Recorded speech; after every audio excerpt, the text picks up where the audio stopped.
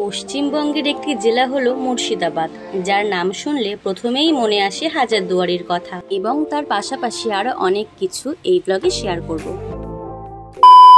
পশ্চিমবঙ্গের মুর্শিদাবাদ জেলার কিলা নিজামত অঞ্চলে অবস্থিত এই প্রাসাদ, যেটা বাংলার নবাব নাজিম হুমায়ুন জাহ এর দ্বারা বানানো হয়েছিল।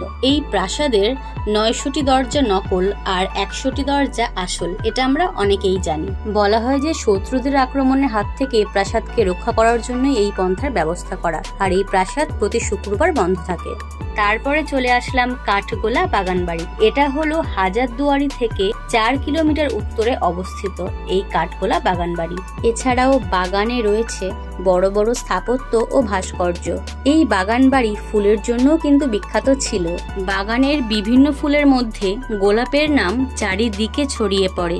অনেকের ধারণা কাঠগোলাপের নাম থেকেই এই বাগানবাড়ির নাম হয়েছে কাঠগোলা, অর্থাৎ কাঠগোলা বাগানবাড়ি। তো তারপরে আরেকটা বিষয়ে জানিয়ে রাখি, এইখানে রয়েছে পরেশনাথের জৈন মন্দির। এই মন্দিরের পেছনের ইতিহাসটা বলি। এই জায়গা কিনে বাগানবাড়ি তৈরি করেছিলেন জিয়াগঞ্জের রাজা লক্ষ্মীপদ সিং দুগার।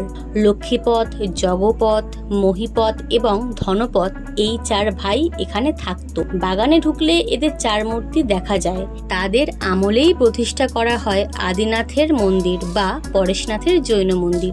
এই জৈন মন্দির হলো কাঠগোলা বাগানবাড়ির অন্যতম প্রধান দ্রষ্টব্য। স্থানীয় মানুষেরা বলেন, বাগানের পূব দিকে পুরনো মসজিদ আর কবরস্থানের পাশে একটি ইদারা থেকে প্রচুর গুপ্তধন পেয়েছিলেন তারা। তার সাহায্যেই বাগান এবং মন্দির গড়ে তোলা হয়। অনেকে বলেন এই ৪ ভাই ছিল দস্যু লুটেরা, আবার কেউ কেউ বলেন তারা ব্যবসায়ী ছিল। তারপরে আমরা চলে আসলাম কাটরা মসজিদ। এটি হলো মুর্শিদাবাদের আরেকটি নিদর্শন। মুর্শিদাবাদ রেল স্টেশন থেকে ১৬০০ মিটার পূর্ব দিকের বাজারের মধ্যে অবস্থিত এই কাটরা মসজিদ ১৭২৩ এবং ১৭২৪ সালের মধ্যে বানানো হয়েছিল এই মসজিদ। এখানে নবাব মুর্শিদ কুলি খাঁয়ের সমাধি রয়েছে। বৃদ্ধাবস্থায় মুর্শিদ কুলি খাঁ তার সমাধি মসজিদের কাছেই হোক, সেটাই তার ইচ্ছা ছিল। একটা জিনিস বেশ ইউনিক লাগলো, এখনকার দিনের যে ইটের সাইজটা তার থেকে অনেকটাই ছোট ইট দিয়ে বানানো হয়েছিল এই মসজিদ। আর এই জায়গাটাতে ২০০০ খানা আসন রয়েছে, তাই ২০০০ মানুষ এই আসনে বসতো।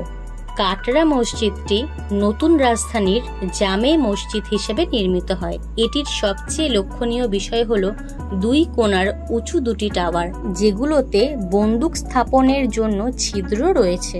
বর্তমানে এখন এটা স্থাপত্য এবং এর রক্ষণাবেক্ষণের দায়িত্বে রয়েছে ভারতীয় পুরাতত্ত্ব সর্বেক্ষণ এবং পশ্চিমবঙ্গ সরকার। তো এই ছিল আমাদের মুর্শিদাবাদ জার্নি। যে কটা দর্শনীয় স্থান আমরা একদিনের মধ্যে ভিজিট করতে পেরেছি সে কটাই তুলে ধরার চেষ্টা করলাম। তারপরে ট্রেনে করে ফিরলাম আমার শহর রানাঘাটে। তো এই ছিল আজকের ব্লগ। ভালো লাগলে লাইক কমেন্ট করো। টাটা।